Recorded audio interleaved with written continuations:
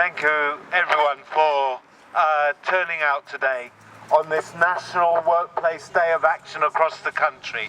And I don't know if people have had the opportunity to look on social media, on the coalition websites, Palestine Solidarity Campaign, Stop the War, and Friends of Al-Aqsa and others, but you will see protests up and down the country, outside workplaces, universities and colleges today.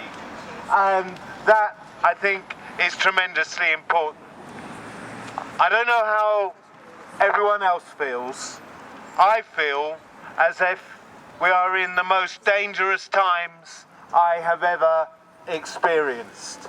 Across the world, genocide in Gaza, war, the rise of the far right, a far-right president in the United States embarking on the most foul reactionary projects on every front.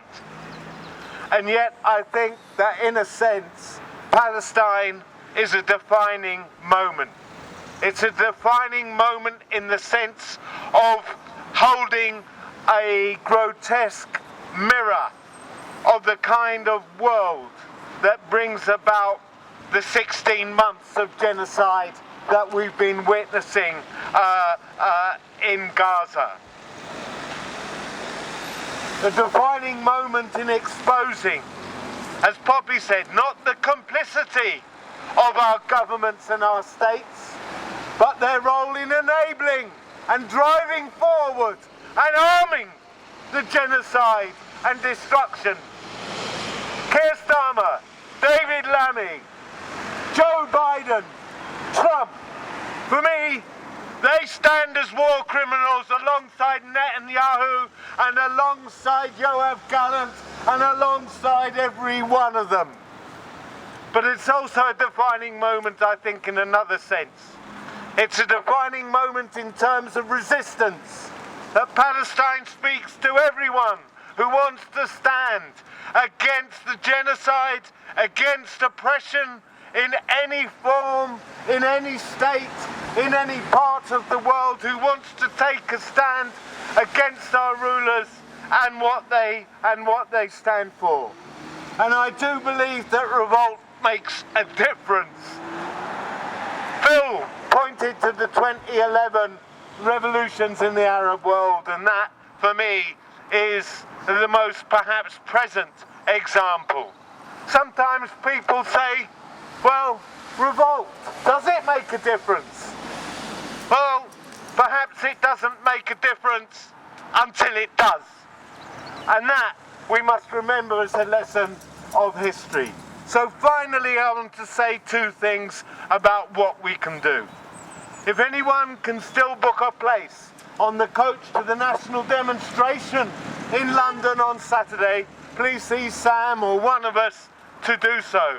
And please, even if you cannot come, share the